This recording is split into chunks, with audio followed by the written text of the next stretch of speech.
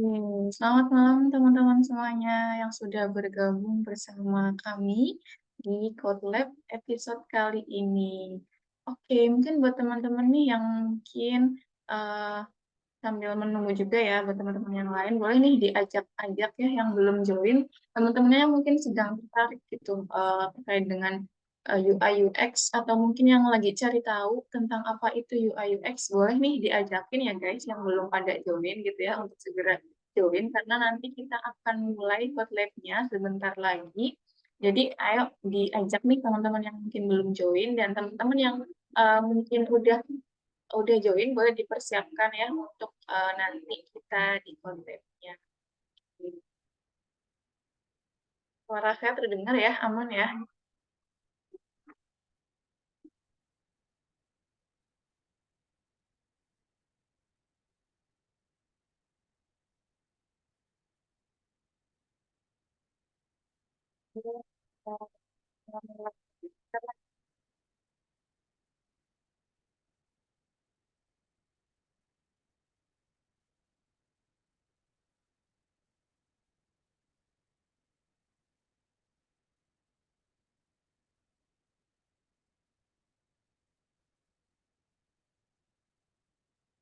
Oke, aman ya. Oke, thank you Kak Elas yang sudah kasih responnya. Oke, Assalamualaikum warahmatullahi wabarakatuh. Selamat malam teman-teman semuanya. Semoga senantiasa dalam keadaan sehat ya malam ini. Dan terima kasih buat teman-teman yang udah join bareng kita ya di Skill Hub Community buat apa ya belajar bareng nanti ya. Kita akan praktek bareng bersama nanti ada instrukturnya kita gitu ya, yang expert gitu dan sama-sama mungkin pengen pengen sharing pengalamannya gitu ya. Mungkin selama belajar atau mungkin selama terjun di dunia UI UX ini menemukan hal-hal yang menarik yang mungkin nanti kita bisa kulik bareng-bareng ya di Kotlab kali ini. Nah, buat teman-teman, kalau yang memungkinkan ya silahkan untuk on cam gitu ya, untuk biar kita bisa saling lihat nih, biar bisa saling tahu nih teman-teman mungkin lagi ngapain gitu ya, mungkin bisa sambil atau mungkin ada yang lagi sambil baca-baca atau mungkin sambil melihat info-info gitu ya, biar kita bisa lihat gitu teman-teman kira-kira sedang ready nggak nih di depan laptop gitu. Oke. Terima kasih ya buat teman-teman yang udah join di sini. Nanti kita akan bareng dengan instruktur kita yaitu Kak Imamul. Nanti kita akan kurang lebih sampai jam 9 kita akan bareng-bareng untuk melakukan sesi code lab gitu ya. Oke, sebelumnya mungkin sebelum saya bacakan host rule ya, mungkin saya mau sapa dulu nih teman-teman. Kira-kira hari ini gimana nih kabarnya?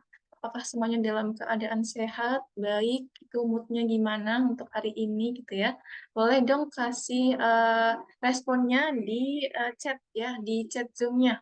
Atau boleh kasih reaction-nya gimana kabarnya hari ini, atau mungkin moodnya gitu ya, sedang happy kah atau sedang merasa galau, sedih atau gimana mungkin boleh ya direspon di chatnya gitu ya biar kita ada interaksi bentar nih pemanasan bentar ya kita saling interaksi dulu nih sebelum kita mulai dan kenalan sama instrukturnya. Ya, oke, dari Kak Imam sehat. Oke, dari Kak Yoga alhamdulillah sehat. Oke, semoga semuanya dalam keadaan sehat ya. Dari Kak Dwi agak kurang sehat. Waduh, emang nih ya cuacanya lagi eh, nggak mendukung ya, kadang tiba-tiba panas banget, kadang tiba-tiba hujan gitu ya. Semoga teman-teman juga bisa menjaga kesehatannya ya, teman-teman. Jangan lupa banyak minum air putih, makan makanan yang sehat gitu ya, olahraga.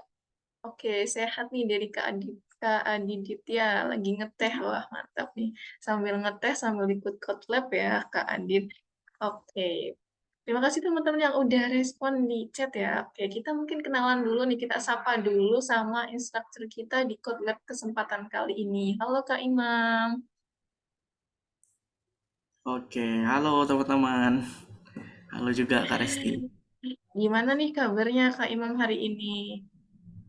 Alhamdulillah sehat dan siap juga buat diskusi bareng teman-teman nih malam hari ini. Oke, dari instrukturnya udah ready nih. Semoga teman-teman juga udah ready ya. Kira-kira nih Kak, dari judul yang menarik banget nih di Code Lab kesempatan kali ini, apa sih yang nanti kita akan pelajari gitu ya? Mungkin boleh di-spill dikit nih Kak, apa yang bakal kita pelajari bareng-bareng nanti di Code Lab kali ini. Nah, jadi buat teman-teman yang mungkin masih pemula di UI UX gitu kan, eh, pasti mikirnya UI UX itu all about design gitu, pasti bakal ngedesain. Tapi UI UX itu lebih dari itu, dan pada malam hari ini kita bakal kenalan sama user research ya. Jadi nanti aku bakal ngajarin ke teman-teman juga sepengalamanku gimana sih caranya prepare si user research ini biar nanti berjalan dengan baik gitu. Itu dia, itu guys, nanti kita akan belajar itu sama Kak Imam. Kira-kira apa nih Kak yang harus dipersiapkan buat teman-teman semua nih sebelum nanti kita mulai sesi code lab-nya? Ada software kah atau ada hal yang mungkin perlu dipersiapkan terlebih dahulu mungkin? Sebenarnya untuk software bebas ya, cuman di sini aku makainya Google Docs sama Google Sheet ya teman-teman. Jadi teman-teman bisa nanti ikutan juga buat ngebuat si briefnya ini gitu bareng-bareng. Oke, oke, thank you Kak Imam. Mungkin sebelum kita mulai, aku bacain dulu ya kali untuk host rule kali ini di Kotlab episode kali ini. Oke. Yang pertama nih teman-teman gunakan nama asli teman-teman ya di display name-nya, diusahakan gitu ya biar nanti kita bisa langsung manggil nama teman-teman nih biar kita nggak bingung nama aslinya teman-teman siapa, biar kenalan juga mungkin satu sama lain gitu ya, boleh. Terus nanti mungkin bagi teman-teman yang memungkinkan boleh open kameranya gitu ya, atau mungkin yang udah biasa pakai ini nih avatar-avatar boleh kok buat dipakai nih avatarnya gitu ya.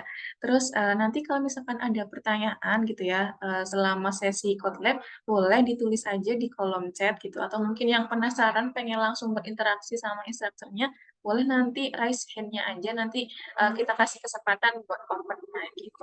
Terus jangan lupa nih teman-teman, karena ini kesempatan yang ini ya yang langka ya, kesempatan yang jangan dilewatkan gitu ya, karena ini tuh bener-bener kita kasih kesempatan buat teman-teman join belajar gitu ya, gratis gitu ya, nggak dipungut biaya. Silahkan untuk aktif gitu ya, untuk silakan bertanya atau berdiskusi bareng instrukturnya, atau mungkin sesama sesama peserta juga boleh untuk berdiskusi gitu ya, saling respon di chat gitu ya. Manfaatkan forum ini, forum komunitas skill hub ini untuk berkembang bareng-bareng gitu ya, untuk belajar UI UX bareng gitu. Terus nanti usahakan nih teman-teman yang respon atau mungkin yang bertanya di chat maupun langsung, usahakan untuk menggunakan bahasa yang baik ya teman-teman. Itu mungkin untuk sedikit house rule dari kami di acara Code Lab kali ini. Nah, agendanya yang pertama ada opening, kemudian yang kedua ada Code Lab session, kemudian yang ketiga ada Q&A session, dan yang keempat ada closing gitu. Oke, mungkin teman-teman udah pada nggak sabar ya untuk join dan untuk menantikan apa sih yang akan disampaikan oleh instruktur kita malam hari ini. Saya akan persilahkan nih buat Kak Imam untuk memulai sesi code lab-nya. Silakan teman-teman, selamat mengikuti dengan baik dan semoga nanti ilmunya dapat bermanfaat ya. Silakan Kak Imam. Oke, terima kasih Kak Resti atas kesempatannya. Oke, halo teman-teman. Ada peribahasa tak kenal maka tak sayangnya. Jadi kita kenalan dulu.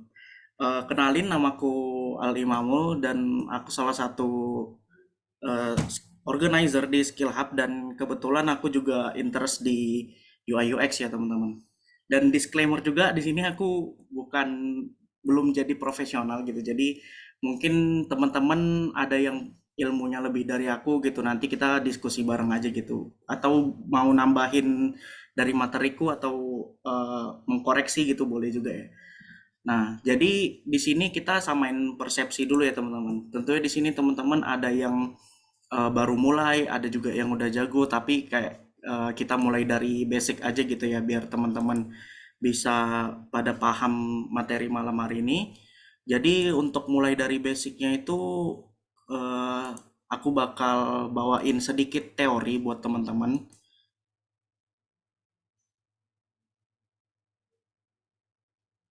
Nah, kira-kira share screen-nya udah kelihatan belum ya teman-teman? Udah kelihatan kah? Boleh confirm kak? Oke, udah ya. Nah, jadi malam hari ini topik kita itu crafting user empathize and testing preparation. Mungkin bagi teman-teman yang udah familiar dengan framework design thinking, pasti teman-teman udah familiar dengan step-stepnya gitu ya. Jadi ada step yang namanya empathize dan juga ada testing gitu. Nah, di empathize dan testing ini biasanya kita paling sering bersinggungan dengan user gitu. Jadi kita mesti melakukan research dengan user, makanya itu kita perlu membuat sebuah preparation atau persiapan untuk melakukan user research tersebut gitu. Nah, eh, jadi bagi teman-teman yang masih pemula dan belum tahu design thinking itu terdiri dari 5 step. Yang pertama itu ada empathize namanya. Di empathize ini biasanya kita mencari data dengan user gitu. Kita berempati dengan user agar nanti produk kita itu harapannya bisa memberikan solusi dari permasalahan yang dialami user gitu. Kemudian ada tahap define. Define ini biasanya kita membedah lagi data-data yang sebelumnya kita dapat dari fase empathize gitu, seperti brainstorming dengan tim, dan kita bedah lagi jadi poin-poin yang lebih apa ya, lebih bisa diolah lah gitu. Kemudian dari poin-poin yang udah kita bedah di define tadi, kita wujudkan di ideate. Itu kita olah lagi, seperti kita pengen buat produk yang seperti apa gitu, konsepnya seperti apa. Kemudian di prototype itu proses pembuatan desainnya.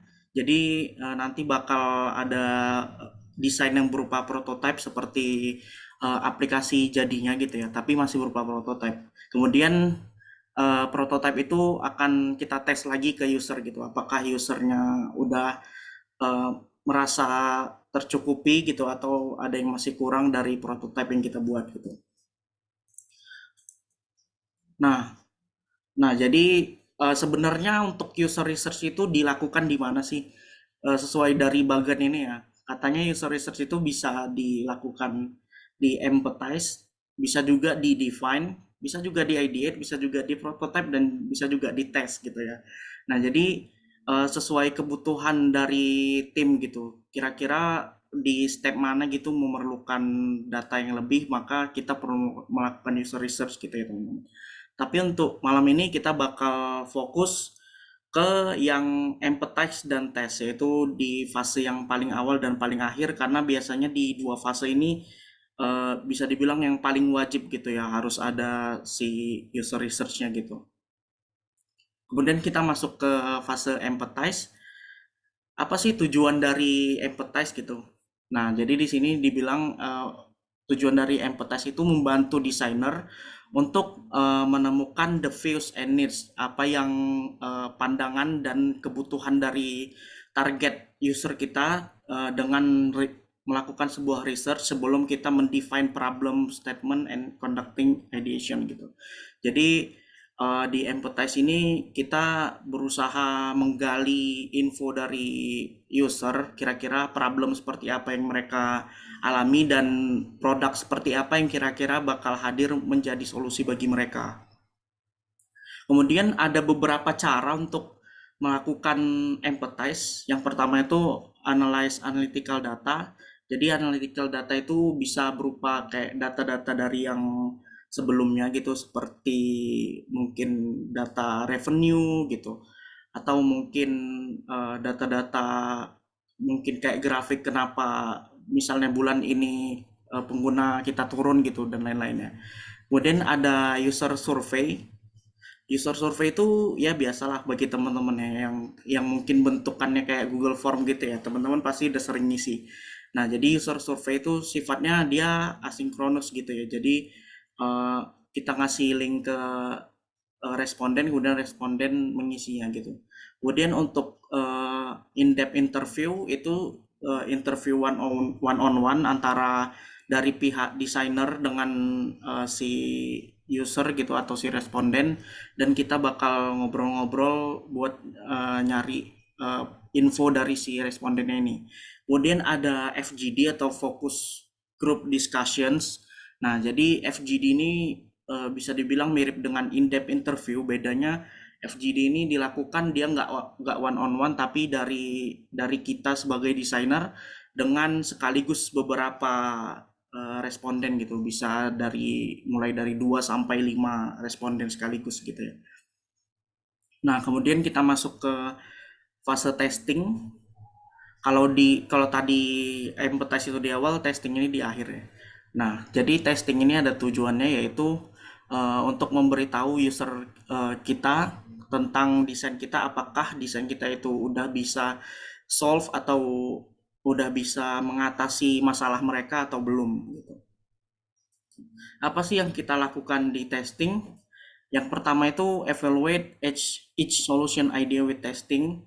Jadi kita sebagai desainer tentunya kita ngetes si desain kita terlebih dahulu ya. Kemudian baru yang kedua itu conduct interviews or online survey for testing gitu. Jadi yang kedua kita bisa ngebuat semacam interview lagi atau biasanya disebut usability testing ya, atau juga online survey gitu buat uh, mengetahui apakah si desain kita ini udah cukup baik atau belum gitu bagi user-user kita. Nah, mungkin kira-kira untuk teorinya sekian. Mungkin kita langsung ke prakteknya aja kali ya. Bentar ya teman-teman, aku share screen ulang. Nah, uh, jadi di user research itu ada namanya stimulus. Jadi stimulus itu semacam panduan atau guide gitu ya teman-teman, supaya si research kita ini berjalan sesuai dengan yang kita mau gitu. Ada yang bilang stimulus, ada yang juga bilang brief, tergantung apa ya, tergantung timnya gitu, pengen yang mana gitu. Ini bakal kita buat template aja kali, jadi teman-teman uh, bisa bisa pakai buat kebutuhan teman-teman gitu. Nah, jadi di user research stimulus ini uh, ada beberapa poin yang harus kita buat gitu ya. Mungkin kita buat tabel aja biar rapi. Tabel. Nah, jadi yang pertama dari produk kita, ini perusahaan ya.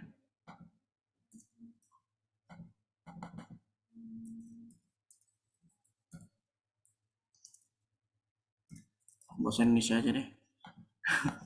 Nama produk, kemudian metode riset dan tanggal riset. Nah, jadi ini data paling utama dari si stimulus gitu. Nanti teman-teman bisa buat apa gitu nama produk teman-teman, kemudian metode riset apa yang kita pakai, dan untuk kasus kali ini mungkin kita bakal ini ya, nyontohin dengan in-depth interview dulu. In-depth interview, ini kenapa gede-gede gitu ya.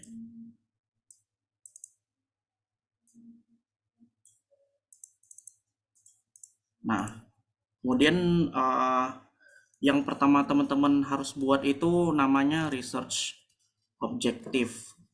Nah, jadi research objective ini biasanya apa sih objektif atau tujuan dari teman-teman untuk ngelakuin research ini gitu. Biasanya ini teman-teman harus apa diskusi dulu bareng tim gitu ya buat nentuin si objektifnya ini gitu.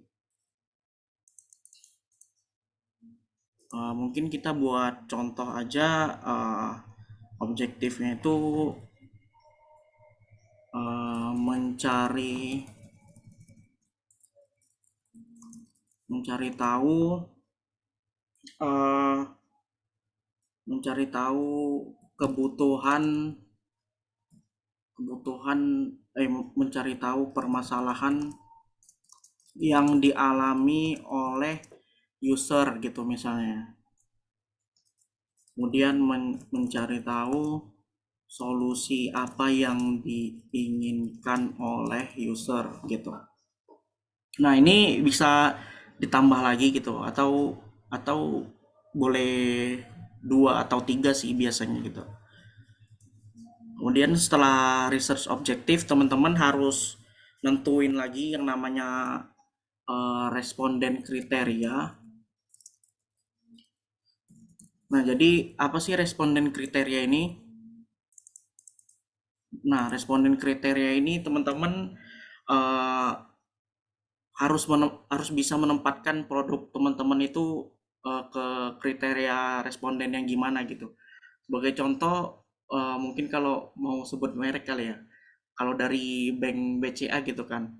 Kalau yang BCA yang prioritasnya itu pasti target usernya itu pasti ngambil yang kalangan pekerja gitu kan, yang umur umur mungkin 20 tahun ke atas. Kemudian eh, mungkin yang nyimpen uangnya banyak gitu kan. Nah, tapi di samping itu si BCA juga pengen ngambil pasar lain gitu, yaitu pasar anak-anak muda gitu, yang mungkin eh, selama ingin menggunakan bank itu masih mikir-mikir soal biaya admin dan lain-lain, dan akhirnya si BCA ini ngebuat anak perusahaan yang namanya Blue gitu kalau teman-teman tahu. Jadi eh, untuk eh, menempatkan si produknya ini harus ke orang yang tepat gitu. Nah, jadi sebagai contoh, biasanya yang sering dipakai di responden kriteria ini biasanya umur ya. Umur itu kayak udah yang paling sering dipakai gitu. Misalnya berusia 20 hingga 40 tahun gitu misalnya. Kemudian boleh dari domisili gitu ya. Ber berdomisili di kota besar gitu. Nah, ini nanti bisa teman-teman lanjutin sesuai kebutuhan produknya teman-teman gitu. Kemudian di samping responden kriteria ini kita eh, ada yang namanya expectation. Nah, jadi apa sih expectation ini? Ya sesuai eh, apanya gitu kata-katanya. Jadi ekspektasi kita ketika melakukan user research gitu. Seperti mungkin gini contohnya. Melakukan user research sesuai pada tanggal dan waktu yang ditetapkan gitu. Kemudian melakukan uh, interview dalam durasi 30 menit per responden. Nah, teman-teman bisa lanjut sesuai kebutuhannya teman-teman gitu nanti. Nah, selain di expectation, ada lagi yang namanya research skenario. Nah, ini sering disalahpahami gitu ya dari expectation, agak beda dikit emang. Cuman kalau di skenario ini lebih ke bisa dibilang alurnya gitu ya, dari awal sampai akhir itu kita ngapain aja gitu dengan si responden kita. Seperti yang paling utama itu memberi salam ya. Memberi salam saat bertemu dengan responden. Nah, jadi ini kayak bisa dibilang skenario dari awal ketemu responden sampai sampai user research-nya itu selesai dilaksanakan gitu ya. Kemudian perkenalkan diri. Kemudian bisa teman-teman lanjut aja sih sampai di akhirnya itu mungkin untuk di akhirnya itu menyampaikan salam penutup dan ucapan terima kasih. Nah,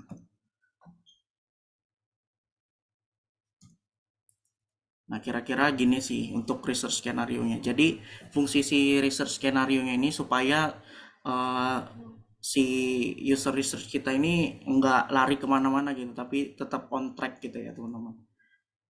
Kemudian ada yang namanya sukses metric. Nah, buat teman-teman yang kemarin ikut di komunitas bareng Kak Desta, kemarin kita sempet bicarain si sukses metric ini ya. Nah, jadi untuk sukses metriknya ini kembali lagi ke tim pengen yang gimana, bisa beberapa poin atau boleh satu aja, cuman di sini mungkin aku nyontohi satu aja kali ya. Sukses metriknya itu ketika mendapatkan informasi dan data dari responden sesuai kebutuhan tim dan produk. Nah, misalnya gitu.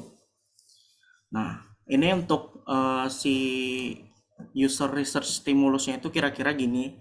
Nanti teman-teman bisa buat apa gitu, nama produk teman-teman bisa disesuaikan, kemudian tanggalnya kapan. Nah, ini kan untuk user research stimulus. Nah, ada lagi namanya itu record data.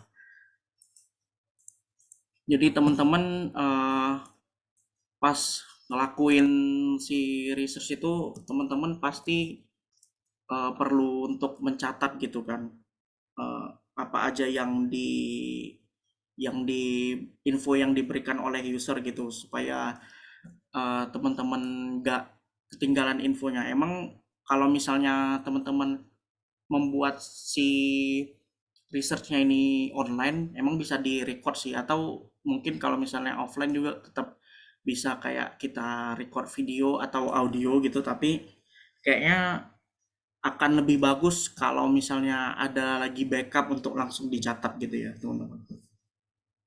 Nah, jadi eh, kayak biasa di sini ada awal-awalnya kita buat dulu nama responden, karena ini dia sifatnya per responden gitu ya teman-teman. Nama responden, kemudian mungkin data-data basic kali ya, kayak umur atau mungkin apa, profesi gitu kali ya. Kemudian domisili juga boleh sih. Nah, ini jadi kayak data awalnya gitu eh, buat si data basic dari si respondennya gitu ya. Mungkin ini bisa kita kasih warna-warna apa gitu. Oh, mungkin ini ya. Ini kita combine biodata responden.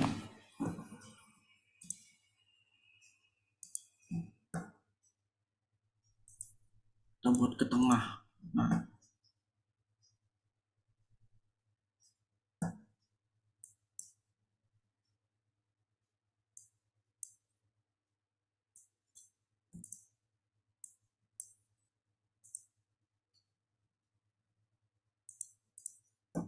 ini jangan sama-samaan. Ini nih. Nah,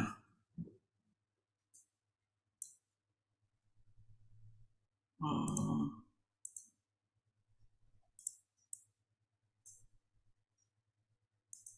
kita kasih border ya biar jelas dia gitu. Nah, ini data basic dari si respondennya gitu. Jadi kalau misalnya teman-teman punya lebih dari satu responden, kayak di duplicate aja si sheetnya ini ke sheet baru gitu, sheet 2, sheet 3, sheet 4 gitu ya teman-teman. Nah, di bawah ini kita simply kayak buat pertanyaan apa aja gitu ya. Nomor, kemudian pertanyaan, dan jawaban. Nah, jadi buat apa tadi ya? Warna.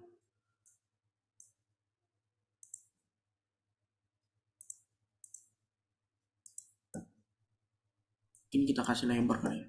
Nah, jadi ini di sini ada nomornya, tergantung teman-teman pengen buat berapa pertanyaan, tapi kalau dalam durasi 30 menit itu harusnya minimal bisa dapat 10 pertanyaan sih gitu. Tapi di sini kita buat 5 aja dulu kali ya, buat contoh ini template-nya. Teman bisa sesuaiin aja formatnya gimana. Kemudian mungkin pertanyaannya itu bisa kayak eh, eh, misalnya gimana ya? Ini bingung juga karena nggak ada konteks ininya, konteks produknya. Mungkin gini, apa kesibukan Anda sekarang gitu? Kalau emang perlu data profesi dia gitu kali ya. Kemudian eh, mungkin berapa orang yang Anda tanggung gitu ya. Mungkin ini teman-teman bisa lanjutkan aja karena kita nggak ada konteks produknya gimana ya. Jadi teman-teman bisa lanjutkan sesuai produk teman-teman. Nah, ini kita kasih border dulu. Nah, kira-kira untuk record data begini. Nah, ini kan tadi untuk apa ya? Untuk yang apa sih? Untuk yang empathize gitu, untuk in-depth interview. Untuk usability testingnya sendiri itu rada agak beda di bagian user stimulusnya ini. Nah, nanti untuk di research skenario-nya itu teman-teman bakal masukin kayak tas apa aja yang pengen diuji gitu ya. Bedanya di situ sih. Jadi teman-teman mungkin kita buat aja contoh kali ya. Jadi kayak contohnya tas satu. Tas satu ini misalnya pengen di produk teman-teman itu kayak pengen nguji suatu fitur gitu. Nah, fitur itu teman-teman masukin ke tas satu gitu ya namanya. Apa gitu, fitur-fitur apa gitu, titik-titik ini diisi. Kemudian eh, kemudian teman-teman di sini ada detailnya lagi gitu ya. Kita buat list baru. Ini gimana ya?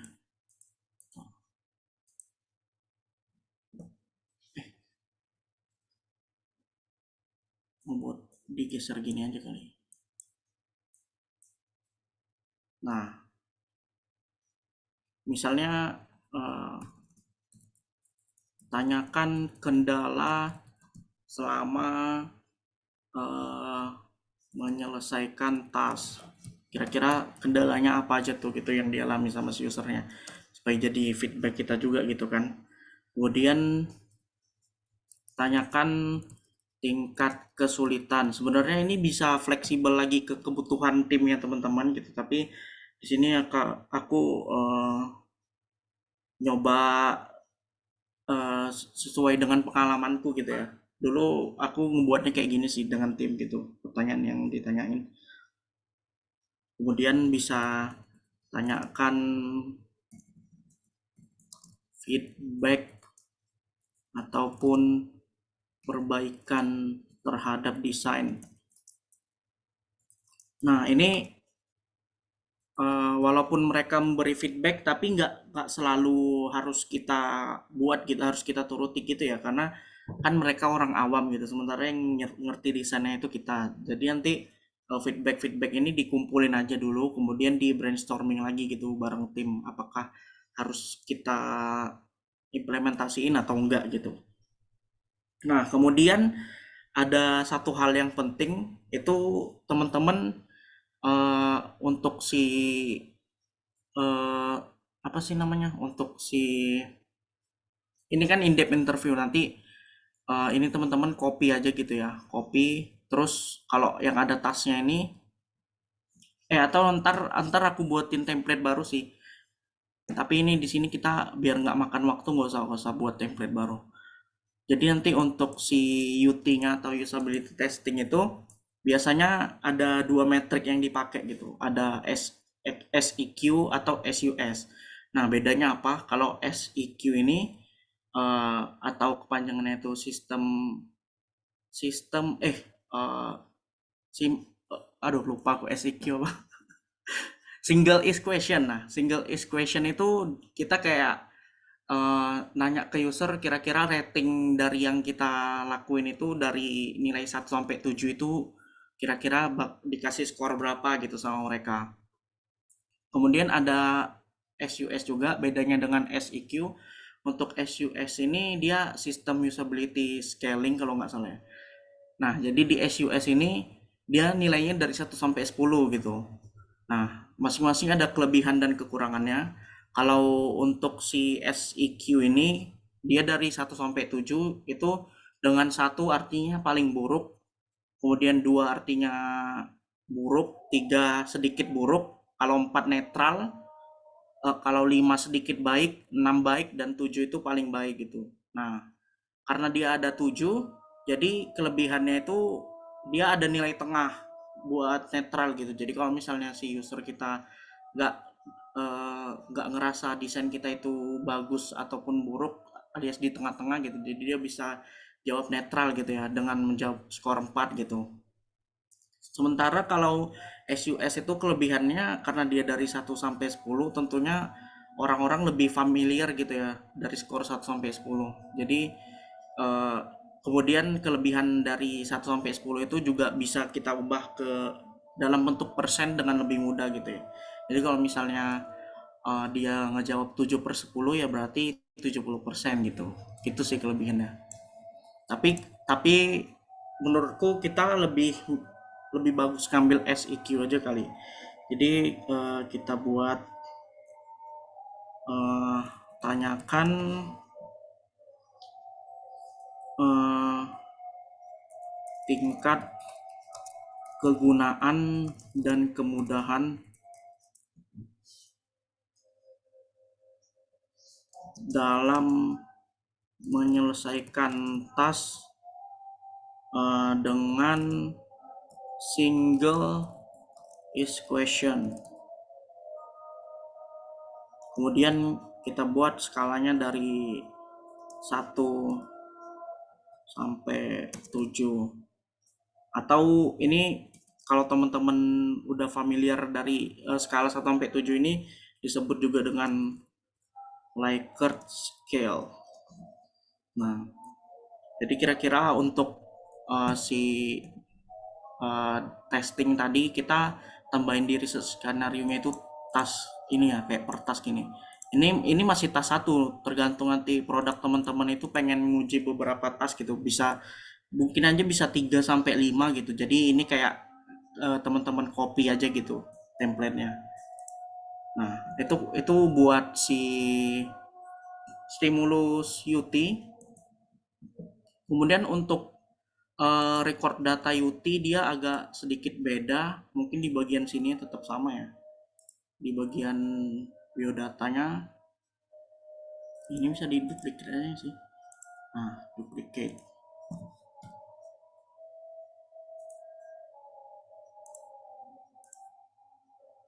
Nah, jadi ini ininya masih sama ya, biodata respondennya, tapi dia perbedaannya dia bakal ada kolom untuk nyatet si skor yang diberikan si usernya itu. Jadi ini bakal kita clear aja dulu. Nah, kita clear, kemudian kita buat per task gitu ya. Jadi ini di sini ada nomor, ada tanggapan atau saran dari responden. Kemudian nah di sini ada single is question ya. Kalau teman-teman pakai SEQ ya, tapi kalau teman-teman pakai SUS dibuat sistem usability scaling gitu. Kita bold, kita center, kemudian di sini kita buat nama tasnya.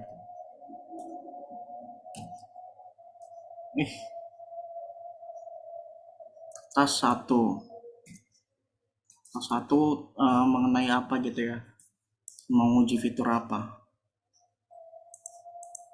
Nah, ini kita kasih warna biru,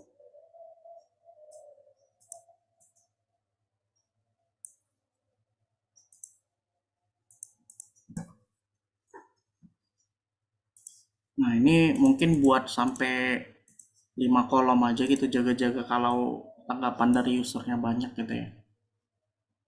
Kita kasih tengah. Nah, ini nanti bakal diisi waktu melakukan si itu ya, si UT-nya itu. Nanti kalau ada dari si responden ngasih tanggapan atau saran, teman-teman langsung catat di sini gitu.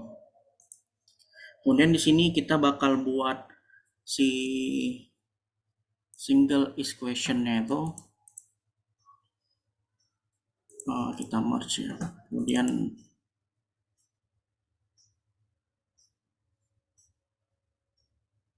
bentar. Kayaknya ini kita perlu gabungin ini. Kemudian ini kita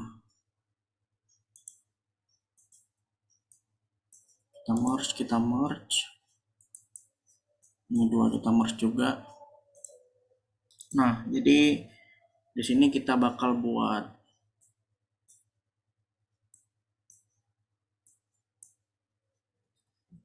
result atau hasil aja kali ya. Hasil. Nah, jadi untuk nanti kita bakal buat rumus gitu sih di sini gitu. Bakal buat eh, apakah dia masuk ke paste atau apa sih namanya? Masuk ke paste atau not paste gitu ya.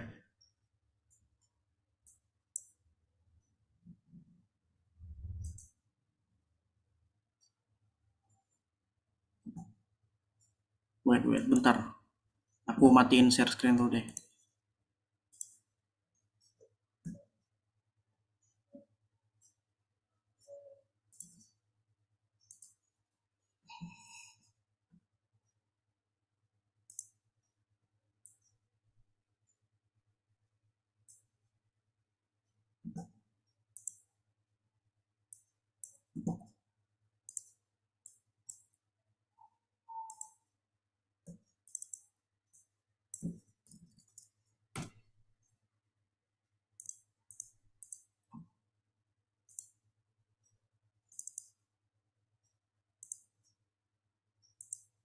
Nah, bentar ya.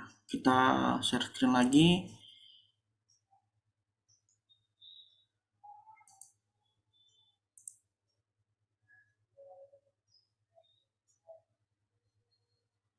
Nah, ini tadi aku sempat lupa ininya ya, rumusnya. Jadi aku cari-cari dulu. Tapi ntar teman-teman bisa ini aja, bisa dipakai aja gitu si rumusnya ini. Atau teman-teman bisa sesuaiin juga kayak kalau misalnya dia not pass ini teman-teman ubah ke hijau gitu. Cuman aku udah lupa caranya ya. Nanti teman-teman bisa sesuaiin aja gitu. Soalnya aku nggak terlalu jago di Excel. Kasih border. Nah, kira-kira gitu sih. Kemudian kalau misalnya teman-teman ada lebih dari satu tas, ya tinggal di copy aja gitu. Menjadi tas 2 gitu. Kemudian tas 3. Nah, kira-kira untuk record data dari usability testing itu gini, dan untuk yang in-depth interview itu gini gitu. Jadi ini lebih simpel, ini lebih agak ada ininya ya, ada rumus-rumusannya gitu. Nah, ini belum belum working nih. Kalau kalau kita input 5, kalau kita input 6, nah dia masih not pass gitu. Nanti aku benerin deh ininya rumusnya ya. Kayaknya masih ini sih.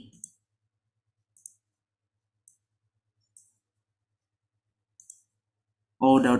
Nah, gini dia. Kalau ini aku set kalau diberi nilai 5,5 maka dia bakal pass gitu ya. Tapi tergantung timnya teman-teman mau sukses metriknya itu seberapa gitu ya.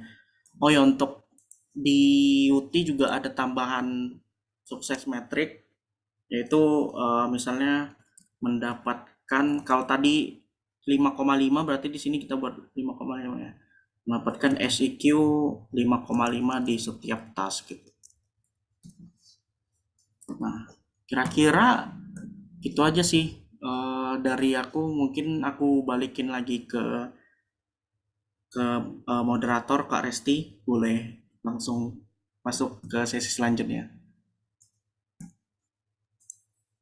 Oke, thank you banget Kak Imam buat penjelasannya ya. Tadi semoga teman-teman bisa eh, apa ya memahami gitu ya penjelasan yang jadi cukup untuk bisa ngantar nih buat teman-teman yang mungkin masih pemula di bidang UI UX gitu ya. Tadi aku juga sempat baca nih ada yang ikut komen nih dari Kak Sri Wahyuni mirip-mirip ternyata dengan kerjaan QA. Ini gimana nih tanggapan dari Kak Imam nih? Kalau QA sendiri aku belum pernah explore, jadi belum tahu apakah mirip dengan QA atau enggak ya. Tapi kalau mungkin menurut dari siapa tadi? Dari Kak siapa? Dari Kak Sri Wahyuni. Dari Kak Sriwayuni ya. Mungkin Kak Sriwayuni udah pernah belajar QA, ya mungkin bisa dibilang mirip sih karena Kak Sriwayuni yang udah nyoba kan gitu. Ya, mungkin nanti boleh nih Kak Sri Wahyuni atau mungkin berkenan untuk sharing mungkin ya.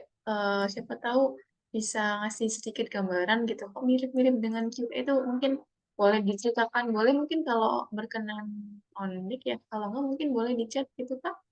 Sharing gitu. eh, Terkait pengalamannya gitu. Atau mungkin boleh berkomentar gitu. Terus tadi dari Kak siapa nih? Kak Yoga. Kak boleh minta link doknya nggak untuk di-share buat referensi nih? Gimana nih Kak Imam? Boleh Kalau di-share Kak? untuk kalau untuk ini bakal kita bagikan di akhir sesi di Discord ya teman-teman. Jadi nanti bakal kita bagiin link recording dari Zoom ini juga sekaligus sama link template-template yang aku buat barusan gitu. Ini nanti ya teman-teman ditunggu ya. Nanti bakal di-share kalau gitu. Oke mungkin nanti dari Kak Imam nih boleh di-recap sedikit nggak? Mungkin tadi ada yang jauhnya di pertengahan gitu ya. Jadi pasti awal-awal mungkin nggak terlalu menyimak atau mungkin belum tahu nih pas Joan kok udah tahu-tahu kok udah di sini gitu. Mungkin boleh di-recap sedikit Kak Imam yang bagian depan mungkin ya.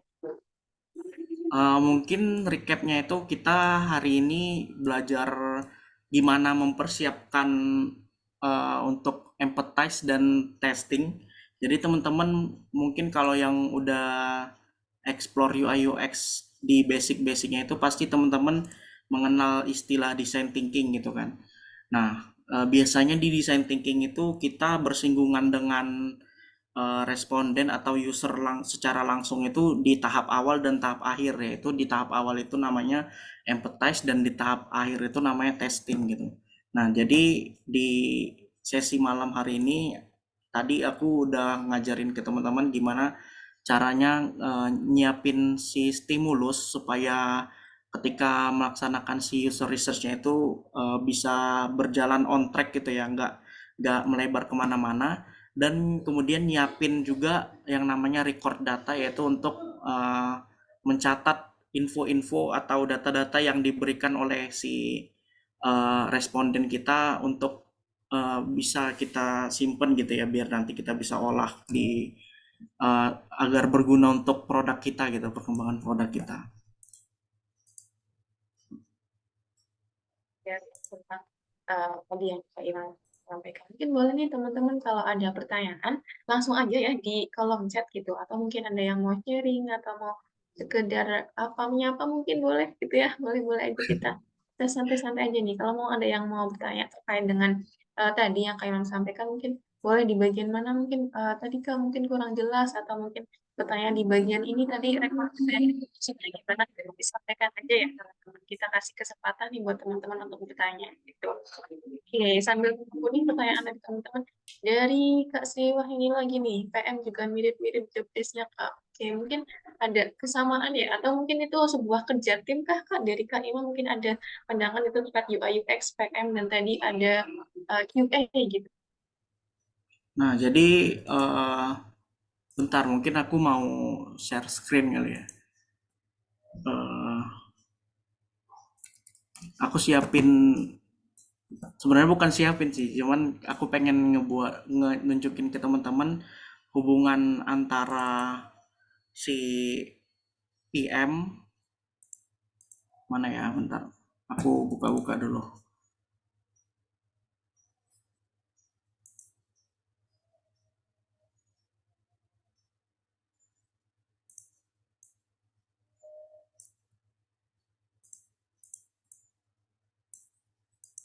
Google.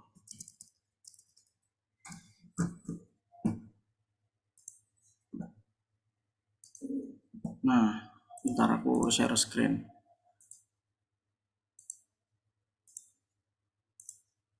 Nah, jadi untuk dari segi product development sendiri, tadi kan kalau komentarnya Kak Sriwayuni katanya PM juga mirip job desk-nya gitu kan. Ya mungkin eh, bisa sharing kerjaan juga kali gitu ya, tergantung company-nya. Tapi untuk di product design itu ada namanya sweet spot gitu. Nah, sweet spot itu apa gitu? Ketika si produk kita tempatkan di tengah di antara tiga bagian ini gitu. Ada users, ada bisnis dan ada teknologi gitu. Untuk di bagian users ini, di sini dihandle oleh UI UX designer, lebih terkhususnya UX designer ya, karena yang sebenarnya UI itu di bawah payungnya UX gitu. Jadi UI harus mengikuti standar dari UX supaya UI-nya ikut baik gitu kan. Nah, jadi untuk di bagian users ini dihandle oleh si UI UX designer. Kemudian untuk bisnis ini kalau di bisnis ini biasanya dihandle oleh project manager dan juga eh, sama sponsor gitu. Nah, kalau sponsor itu eh, bukan sponsor kayak iklan atau gimana ya, tapi kayak sebenarnya lebih ke CEO atau kayak eh, founder dari si produknya ini gitu, kayak ibaratnya atasan kita lah gitu. Nah, mereka yang handle di sisi bisnis. Nah, untuk di sisi teknologi ini kita punya teman-teman developer nih yang bakal eh, wujudin dari desain prototipe si UI UX designer jadi produk yang jadi gitu. Nah, kalau misalnya produk kita bisa ditempatkan di tengah-tengah ini itu bakal eh, dibilang sweet spot karena pastinya produk kita jadinya bisa survive di market gitu ya. Karena dari segi user, misalnya user punya problem itu kita empathize gitu kan. Kemudian kita hadirkan solusinya. Dari segi bisnis juga dicari gitu gimana marketingin si produk kita mungkin dan lain-lain. Untuk bisnis aku kurang terlalu mendalami ya. Kemudian untuk teknologi ya teman-teman developer kita mewujudkan apa yang udah dirancang oleh si UI UX designer gini dengan tech stack yang dipilih oleh mereka gitu. Nah, kira-kira untuk produk desain atau produk development tuh gitu sih alurnya. Dihandle oleh ketiga tiga apa ya? Tiga tiga bagian atau gimana sih sebenarnya tiga tiga bagian ini gitu. Berarti perlu banget ya untuk belajar bisa berkolaborasi gitu ya Kak, untuk di tim gitu ya, untuk bisa mencapai sebuah Iya. produk gitu ya. Nah, kalau dari Kak Imam sendiri nih sebelumnya apakah ada pengalaman gitu di atau entah itu di kerjaan kah atau mungkin ada freelance atau apa itu boleh di-sharing nggak terkait ini untuk Em, riset-riset macam ini? Kalau aku sendiri sebenarnya belum pernah terjun ke ini ya, ke ke profesional UI UX, tapi aku pengalamannya itu based on bootcamp di Skillful juga. Jadi dulu aku ikut kampus Merdeka di batch ketiga itu di track UI UX Design Mastery. Sini juga ada temanku nih, Kak Adit. Nah, boleh disapa nih, Itu, mana nih Kak Adit nih? nah Kak Adit dulu temen-temenku tapi kami beda kelas sih. Beda kelas tapi kayak sama-sama ketua kelas gitu jadi saling kenal gitu sampai sekarang. Dari Nah, kampus yang sama kah atau enggak beda. oh, Justru beda? bersyukur banget gara-gara adanya kampus Merdeka bisa kenal teman-teman dari luar daerah gitu. Kalau Kak Adit nih dari Riau ya, kalau nggak salah. Riau atau Pekanbaru gitu ya Kak. Kalau aku Hmm, dari Medan gitu. Beda jauh sih. wah, ya, jadi punya ini ya relasi ya Kak jauh-jauh gitu ya. Oh, Pekanbaru dari Riau.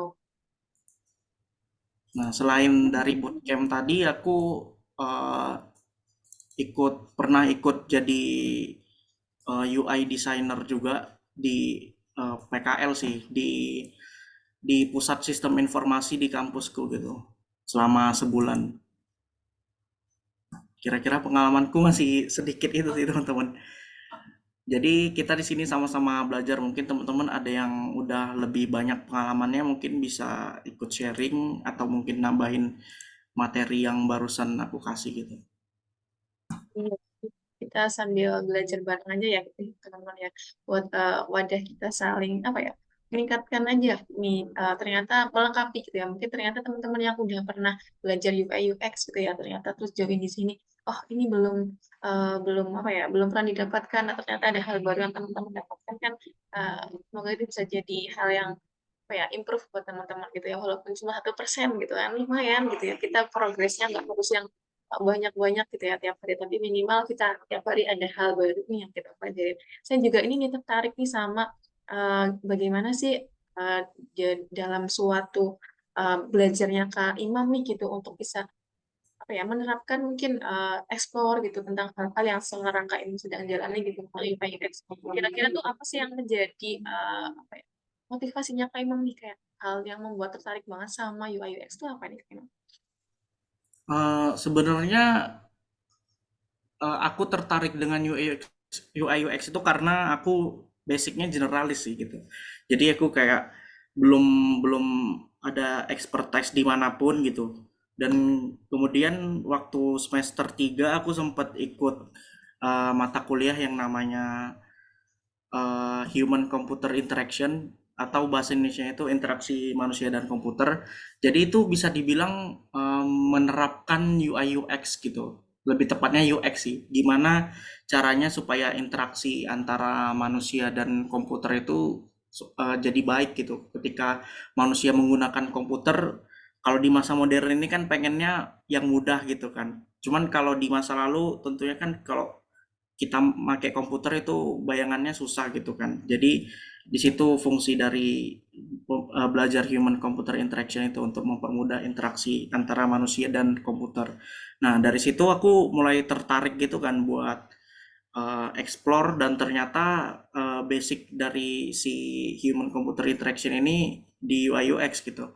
Kemudian waktu di semester 5 eh, ada kesempatan buat ikut kampus Merdeka, karena kan emang syaratnya hari itu mesti minimal semester 5 gitu ya. Kalau sekarang nggak tahu ya apakah masih kayak gitu atau udah berubah. Nah, jadi aku nyoba ikut, dan sebenarnya itu aku kayak bingung juga mau ngambil track apa gitu kan, karena aku generalis gitu. Aku nyoba ngambil front end juga, back end juga aku ambil gitu, dan kebetulan yang lulus dan yang nerima itu dari skillful UI UX. Jadi di situ kayak mulai benar-benar belajar UI UX gitu. Selain itu juga, selain dari skillful, aku juga metode belajarku paling perbanyak membaca sih. Aku sering buka-buka di Medium gitu. Di situ banyak juga orang-orang yang kayak nulis kayak case study, atau mungkin tips and trick gitu. Pokoknya harian dibaca aja gitu sih di situ. Atau di LinkedIn juga udah banyak gitu sih. Oke, berarti awalnya generalis ya Kak, masih belum tahu nih gitu ya, masih meraba-raba gitu ya Kak. Oke, Iya apa bener. apa kita ini aja ya, untuk explore gitu ya, kayak biar tahu ternyata tuh lebih cocok atau lebih apa ya, lebih seretnya di mana gitu ya, untuk sebuah bidang, karena IT itu kan luas ya, nggak cuman UI UX atau mungkin yang ngoding-ngoding gitu, juga ada dibagi lagi gitu, yang back end, front end gitu ya Kak Imam ya. Bener. Oke, mungkin nyambung juga tadi terkait Kak Imam mention soal interaksi manusia dan komputer dan UX. Ini ada pertanyaan nih dari Kak Bisa nih. Kak, kalau nggak punya empati gimana? Apakah nggak bisa jadi UX? Nah, ini nih boleh dijawab Kak Imam. Eh sebenarnya mungkin kalau sebenarnya manusia pasti punya empati gitu ya. Cuman mungkin beda-beda tingkatannya gitu. Nah, mungkin kalau emang kurang bisa untuk berempati dengan responden, mungkin bisa ngambil role yang lain gitu. Kalau emang pengen tetap pengen di UI UX, mungkin bisa ngambil di UI design gitu. Jadi UI design itu kan lebih kayak milih milih warna, milih kemudian ngebuat-buat komponen visual gitu kan. Nah, jadi untuk yang researchnya itu mungkin masih perlu empati gitu. Jadi kalau misalnya eh, kurang bisa berempati, mungkin bisa ke UI designer atau mungkin di bidang lain gitu kayak front end atau back end gitu bisa sih. Ya, Kak. Ini dari Kak Aditya nih. Kita sehati Kak, full stack yang beneran full stack sampai UI UX-nya. Wah, dari awal banget ya, dari awal desainnya sampai jadi gitu ya. Oke, mantap nih. Full stack gitu ya. Paket lengkap gitu ya, mungkin ya Kak Aditya ya. Ya, Dari Kak awal Adin ini sampai akhir. lumayan jago nih, udah UI UX-nya jago, jago front end juga. Oke, kalau boleh tahu nih dari Kak Imam background-nya dari prodi atau prodinya apa gitu? Gimana Kak? Boleh diulang? Kurang kedengeran. Program studinya mungkin atau jurusannya dari Kak Imam tuh background-nya apa nih? Kalau dari aku backgroundnya tuh ilmu komputer sih gitu. Ilmu komputer. Oke. Silakan ya teman-teman untuk yang mau bertanya, boleh nih langsung di kolom chat ya. Kita sambil ngobrol juga nih buat teman-teman yang mau ngulik soal UI UX atau mungkin punya keresahan gitu ya, boleh nih dibagikan di sini atau mungkin ada hal yang struggling banget nih selama lagi proses belajar gitu. Boleh mungkin sharing aja atau mungkin ada yang punya ini apa ya, kayak caranya supaya meningkatkan minat gitu di UI UX gitu boleh di-share aja kalau misalkan belum ada pertanyaan kita saling ini aja lah ya saling apa ya berkomunikasi aja kita santai-santai aja oke di malam Jumat ini gitu ya biar biar teman-teman dapat insight baru gitu ya dari cerita dari teman-teman juga yang join pada kesempatan kali ini. Mungkin aku mau tanya juga nih ke Kak Imam. Mungkin tadi Kak Imam sempat mention ya baca-baca dari Medium gitu ya untuk belajar terkait UI UX dari LinkedIn. Mungkin ada nggak sih kayak saran saran platform atau mungkin apa ya tips-tips gitu lah untuk teman-teman yang baru banget nih mau belajar UI UX itu sumber belajarnya kah atau mungkin ada apa ya akun Instagram atau tokoh-tokoh yang mungkin perlu teman-teman cari tahu nih terkait benar tentang UI UX boleh di-share kak. Mungkin sebenarnya aku percaya tuh kalau misalnya kita banyak baca pasti ilmu kita itu bakal bertambah gitu. Jadi teman-teman perbanyak baca dan mungkin bisa langsung praktek gitu ya kalau kalau emang butuh praktek gitu.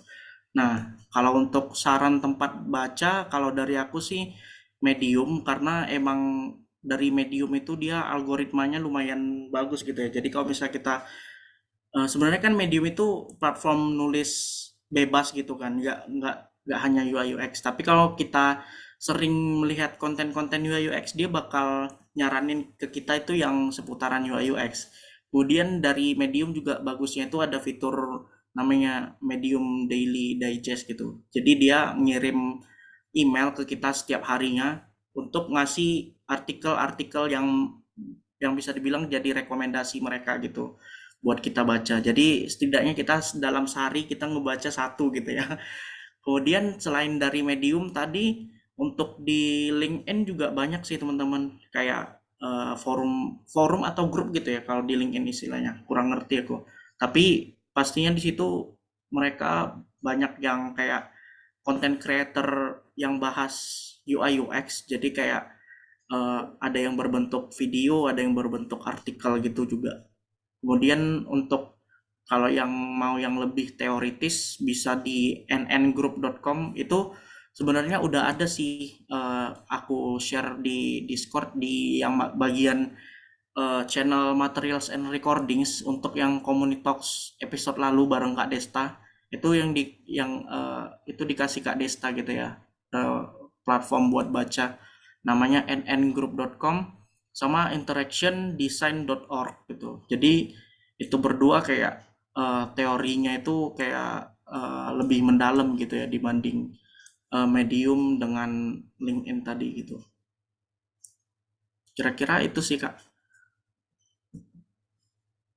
Kalau kayak tools nih mungkin dari Kak Imam selama belajar nih kira-kira tools yang paling sering dipakai atau mungkin Kak Imam boleh rekomendasikan ke teman-teman yang join kali ini mungkin boleh diceritakan Kak Imam. Untuk tools sebenarnya Figma itu udah all in ya, udah semua ada gitu. Dan untuk fase design thinking semuanya bisa dilakukan di Figma sih sebenarnya. Cuman mungkin kita perlu kayak tools-tools eksternal lain yang mungkin lebih memudahkan ketimbang Figma ya, kayak kayak contohnya tadi kita pakai Google Docs dan Google Sheet gitu ya, karena lebih mudah gitu untuk apa mendatanya gitu kan. Untuk di share juga atau untuk dilihat dari mobile juga lebih enak gitu sih kalau dari Google Docs ini gitu. Kemudian eh, beberapa orang ada yang make tambahan Miro juga gitu. Miro itu eh, bisa dibilang untuk membuat si user flow gitu juga bagus sih di Miro. Cuman sebenarnya di Figma itu ada juga FigJam gitu, itu udah bisa dipakai juga sih sebenarnya. Kemudian eh, untuk usability testing itu ada namanya Maze.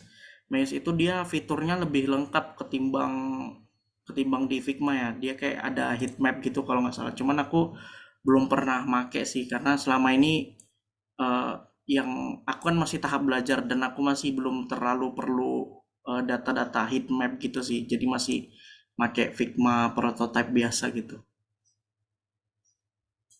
Oke, nah itu tadi ya teman-teman boleh dicatat tuh tadi referensi-referensi yang mungkin bisa dijadikan ini ya teman-teman explore gitu ya terkait tools dan mungkin tadi ada cara-cara buat kita nambah informasi terkait UI UX gitu. Atau mungkin boleh ya Kak Imam untuk reach out Kak Imam nih di Instagram atau di LinkedIn-nya Kak Imam boleh.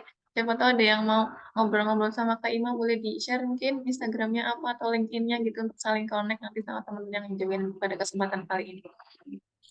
Sebenarnya kalau pengen bahas UI UX lebih enaknya dari Discord aja kali ya.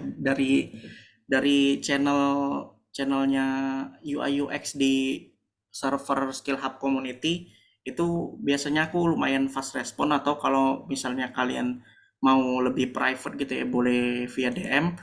Tapi kalau misalnya teman-teman kepo dengan Instagramku boleh sih. Ini aku lagi ketik ya teman-teman.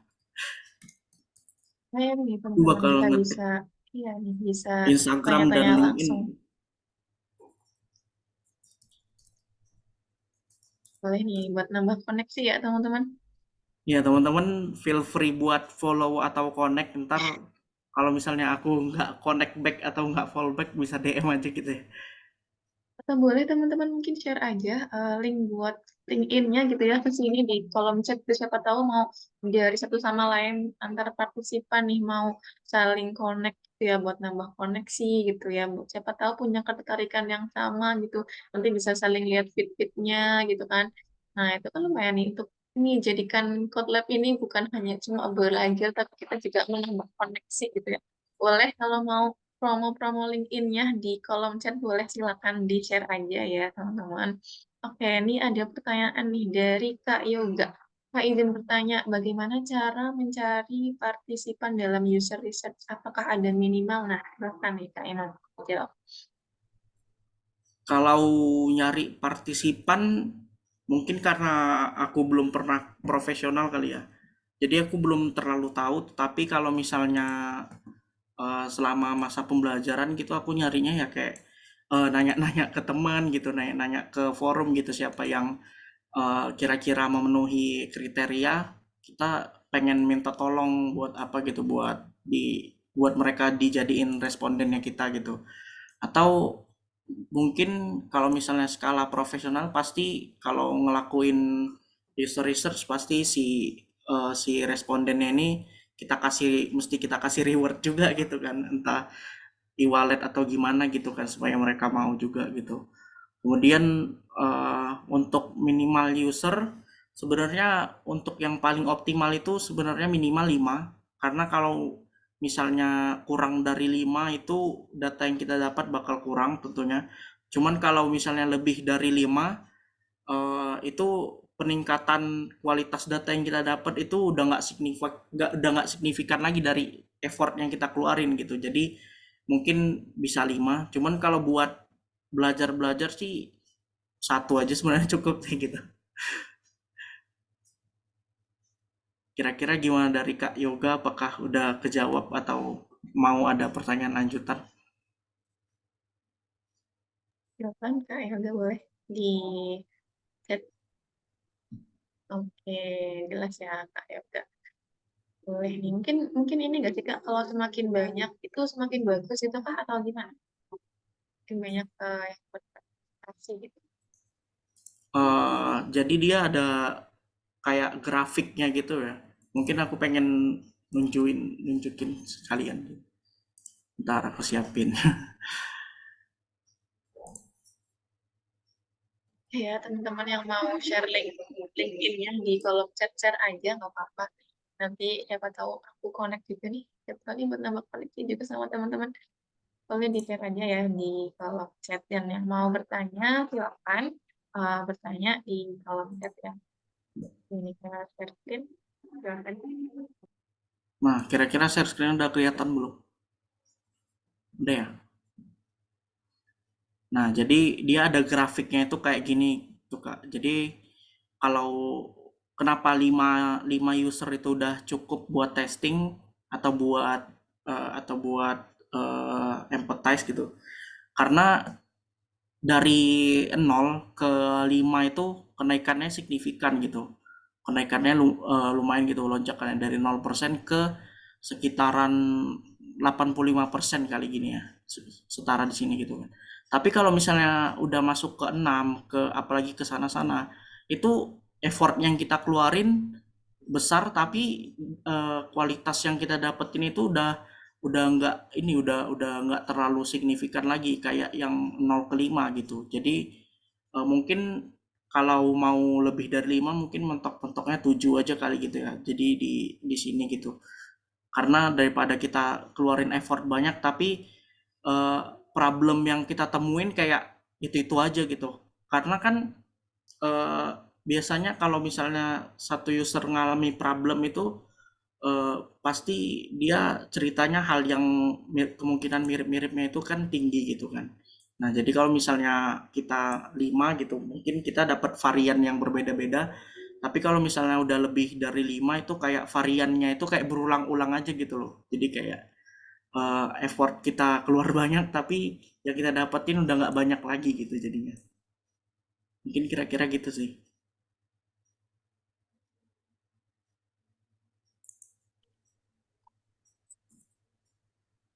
Dedikasi. Boleh teman-teman kalau mau ada pertanyaan silakan di kolom chat gitu ya atau mau yang linknya mau share LinkedIn-nya boleh banget nih, boleh di share aja di kolom chat nanti. Siapa tahu aku juga pengen connect nih sama teman-teman gitu ya. Terus ini nih mungkin sedikit lagi nih ya dari aku juga ada penasaran nih kira-kira selama mungkin proses Kak Ima mungkin bikin project gitu ya, mungkin untuk portofolio atau mungkin pengalaman selama belajar tuh mungkin ada nggak sih struggling atau mungkin kesulitan gitu, hal-hal yang perlu jadi poin apa ya, highlightnya ketika melakukan ini di proses advertising dan testing gitu Kak dari Kak Ima.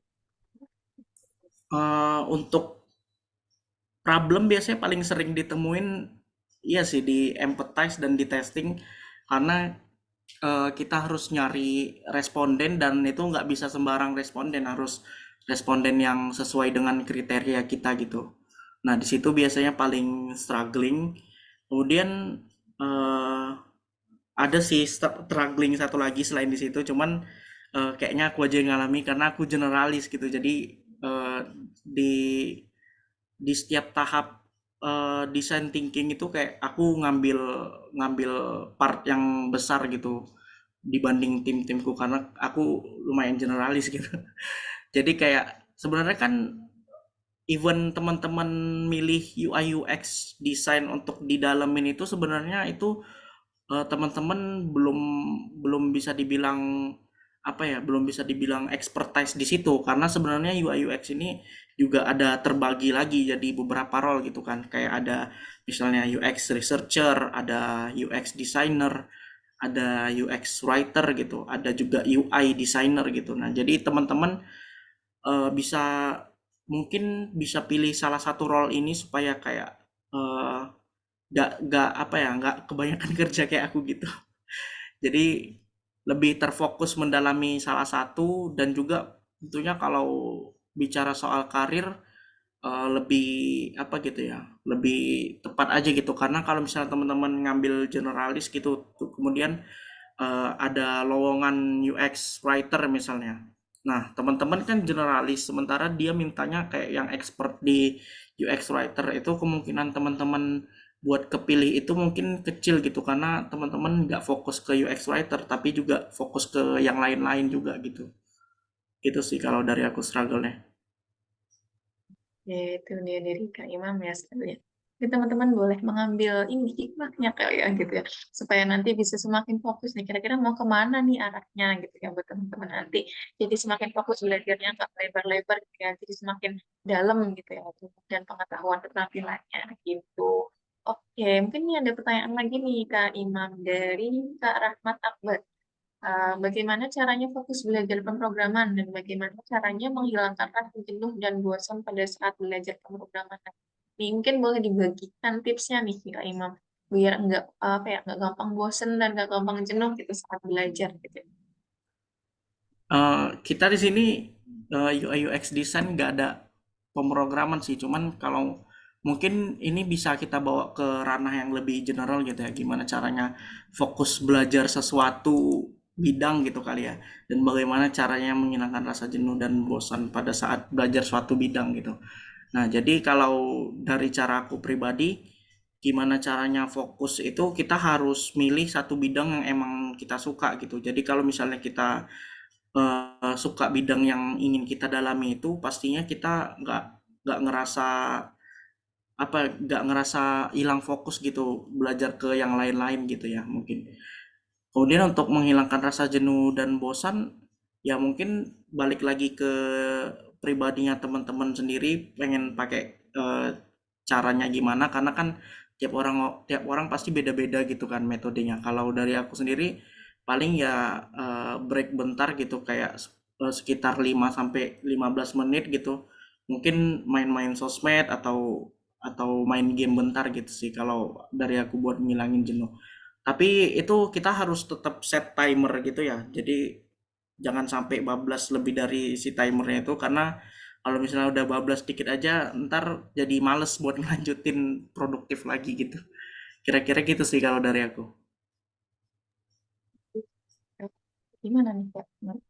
Oke, mungkin sambil ini kali ya, kalau kalau aku nih biasanya mungkin biar nggak jenuh, mungkin sambil dengerin musik gitu ya, pas mungkin sambil Iya belajar benar. baca-baca gitu. Hmm. Biar nggak jenuh. Terus mungkin ini kali Kak Rahmat, mungkin perlu healing kali ya Kak, healing gitu. Nggak harus yang kemana-mana gitu kan, yang mungkin mungkin lihat yang ijo-ijo gitu ya, seger-seger gitu. Mungkin juga akan meningkatkan apa ya nanti jadi ada space nih, nggak terus belajar, tapi ada kasih space buat istirahat gitu ya badannya, matanya biar nggak lihat codingan mulu nih, gitu kan programnya error itu gimana gitu kan stres gitu ya. Mungkin perlu perlu hiburan, perlu healing gitu ya. Mungkin atau kayak kayak emang nanti scroll sosmed gitu atau mungkin punya ini hobi game gitu ya. Mungkin boleh di apa ya diselingi gitu ya biar belajarnya nggak cuman belajar aja gitu. Mungkin bisa sambil healing, sambil scroll sosmed gitu. Cuman tetap diatur set timernya gitu ya kali Kak Imam ya untuk secara general gitu untuk mengatasi bosan gitu. Atau mungkin juga nih teman-teman gabung sama skill hub juga mungkin bisa menghilangkan bosan nggak sih karena kita berkomunitas kayak ketemu banyak orang gitu ya mungkin ngelihat temannya pada habis-habis jadi kayak kembali semangat gitu ya. Nah, itu mungkin salah satu benefitnya nih teman-teman join sama Skill Hub Community gitu. Dan mungkin buat teman-teman yang belum follow Instagramnya Skill Hub Community boleh ya teman-teman di follow gitu. Oke, mungkin silakan akan ada pertanyaan lagi kah atau gimana nih? Kita cukupkan aja kali ya Kak Ima. Oke, mungkin sebelum itu mulai dari uh, dari teman Skillful boleh untuk share feedback ya. Kita isi dulu feedbacknya sambil ya, jadi nanti teman-teman bisa tuh request terkait materi yang mungkin teman-teman tertarik gitu atau pengen belajar apa nanti kita bisa mungkin kita bisa fasilitasi buat belajar materi yang teman-teman request. Silahkan ya teman-teman diisi untuk evaluasi kegiatan pada malam hari ini. Oke, kami kasih waktu ya 2 menit untuk mengisi feedback dari kegiatan kali ini.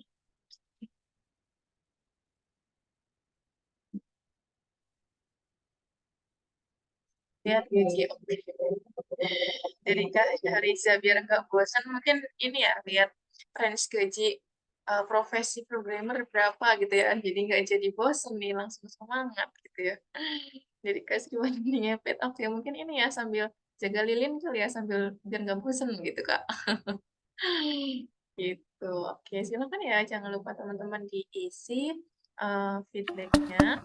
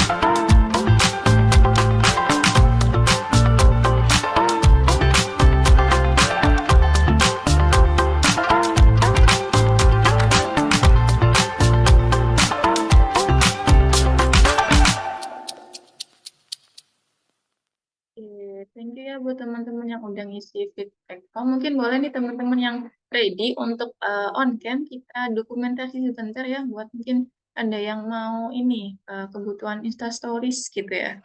Siapa tahu mau update nih malam Jumat ini join sama Code Lab gitu ya. Sama Skillful Community gitu. Boleh silakan teman-teman yang bisa on cam boleh ya dinyalakan kameranya atau yang mungkin mau pakai avatar boleh deh, boleh ya. Tunjukkan kreativitas avatarmu gitu ya. Boleh silakan. Saya tunggu ya teman-teman untuk on cam nih yang bagi yang memungkinkan. Mungkin boleh dipersiapkan terlebih dahulu ya. Oke, jadi pada kesempatan kali ini nih sama Code Lab yang episode 4 ya, tadi udah belajar terkait apa sih yang bakal dilakukan selama proses empathize sama testing gitu ya sama Kak Ima. Dan buat teman-teman yang mungkin sebelumnya udah join sama Code Lab sampai episode 4 ini, terima kasih ya udah ikut dari episode pertama mungkin sampai sekarang episode 4 gitu. Dan terus nantikan akan ada event-event berikutnya dari Skill Hub Community. Jangan sampai ketinggalan. Jangan lupa di-follow Instagramnya Skill Hub Community dan ramein Discord-nya ya, teman-teman. Oke, mungkin boleh dari di aba-aba mungkin ya, nanti dari aku di aba-aba, silakan dari Kak Dwi mungkin boleh dibantu untuk ini ya, capture. Oke, teman-teman udah ready kah semuanya? Oke, mungkin yang belum bisa on cam nggak apa-apa ya. Oke, saya hitung ya. Gimana nih gayanya nih? Gimana nih gayanya? Pertama, bebas dulu ya, kayak gini dulu ya, mungkin formal dulu ya. Oke, aku hitung ya. Satu, dua, tiga. Senyum, guys.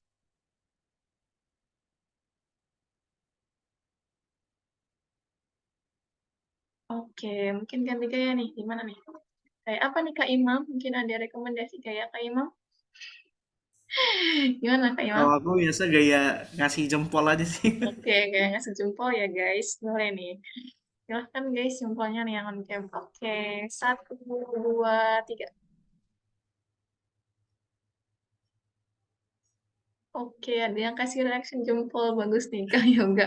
Oke, terima kasih teman-teman yang udah join pada kesempatan kali ini ya. Semoga ada ilmu yang bisa dipetik dari teman-teman join pada kesempatan kali ini. Terima kasih atas waktunya, semoga infonya bermanfaat dan apabila ada tutur kata yang kurang berkenan baik dari instrukturnya ataupun dari kami host ataupun dari penyelenggara Skill Hub Community, kami mohon maaf yang sebesar-besarnya. Terima kasih semuanya. Selamat malam, selamat melanjutkan aktivitas, dan jangan lupa nantikan terus ya kegiatan dari Skill Hub Community. Thank you teman-teman. Selamat malam semuanya. Terima kasih.